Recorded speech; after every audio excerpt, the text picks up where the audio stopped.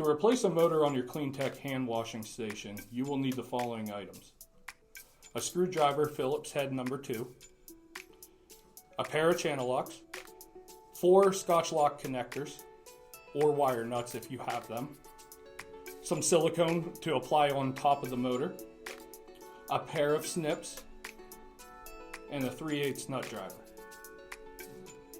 To get started, make sure you unplug the system and turn the water off.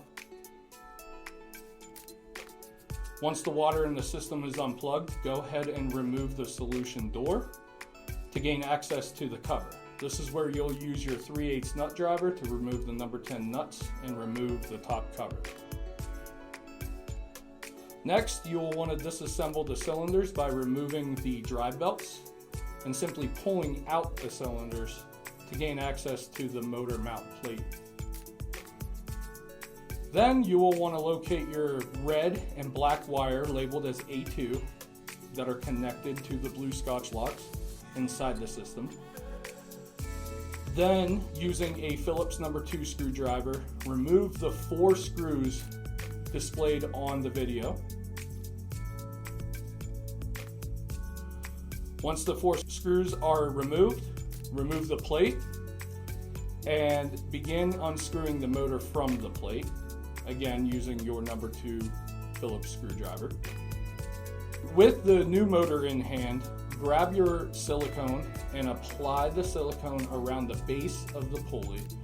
What this will do is trap any water from getting in between the plate and the motor and possibly leaking down into your system. Once that's applied, go ahead and reattach the motor plate on the new motor and install the 4 screws back into the motor plate.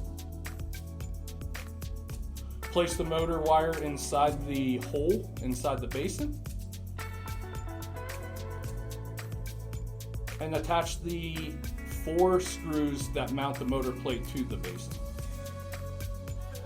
Down below, after the motor plate is secure, go ahead and grab your 4 Scotch lock connectors and reattach the wires. The wires will be attached black for black and red for red. When crimping these wires down, you will want to make sure you use your channel locks and give it a nice tight squeeze. Repeat the step for the red wires. Make sure the wires are all the way inside the Scotch lock connector. Once that's done, you may proceed to put the cylinders back inside the basin and install the drive belts around the cylinders and around the new motor pulley. Then repeat the steps by putting the cover back on, tightening the nuts with your 3/8 nut driver, and placing the solution door back onto the system.